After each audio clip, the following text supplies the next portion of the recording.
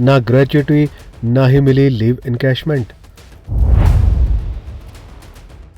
वित्तीय लाभ न मिलने पर बिजली बोर्ड से सेवानिवृत्त कर्मचारियों में बड़ा आक्रोश।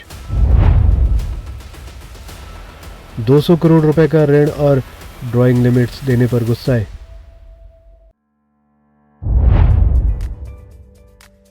बिजली बोर्ड से सेवानिवृत्त कर्मचारियों को ग्रेच्युटी और लीव इनकैशमेंट की अदायगी नहीं हो पा रही है।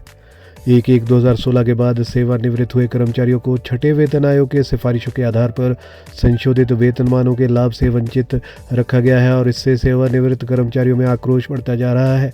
ये बात बिजली बोर्ड कर्मचारी यूनियन के पूर्व प्रदेशाध्यक्ष कुलदीप सिंह खरवड़ा ने कही है।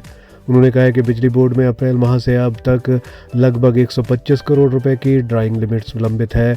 इसकी वजह से पेंशनरों और कर्मचारियों के आर्थिक लाभों की अदायगी नहीं हो पा रही है।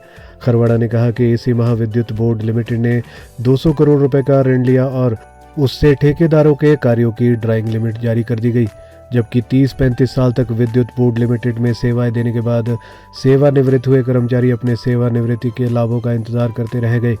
इससे बिजली बोर्ड के प्रबंधक वर्ग का पेंशनर्स और कर्मचारी विरोधी चेहरा बेनकाब हो गया है।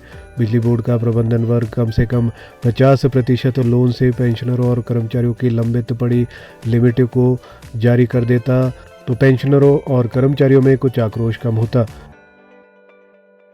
विद्युत बोर्ड लिमिटेड की दिनों दिन बिगड़ती आर्थिक स्थिति बोर्ड के पेंशनरों और कर्मचारियों के लिए गंभीर चिंता का विषय है।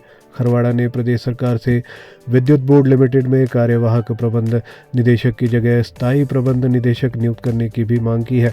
उन्होंने हाल ही में आईएएस अधिकारी भरत खेड़ा को विद्युत बोर्ड लिमिटेड का अध्यक्ष नियुक्त करने का स्वागत किया है और उन्होंने बोर्ड अध्यक्ष भरत खेड़ा से हस्तक्षेप करने की मांग की है।